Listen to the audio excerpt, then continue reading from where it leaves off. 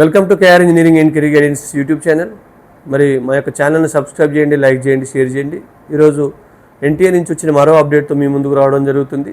అది JEE mains application మనకు 25th వరకు అయితే సెషన్ 2కి సంబంధించి రిజిస్ట్రేషన్ చేసే టైం అయితే ఉండింది.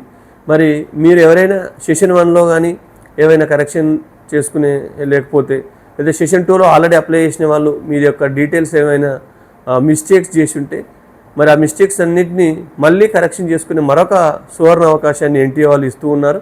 ఆల్రెడీ మనకు సెషన్ 1 తర్వాత కూడా ఎన్టీఏ వాళ్ళు అప్లికేషన్ కరెక్షన్ ఆప్షన్ ఇచ్చారు.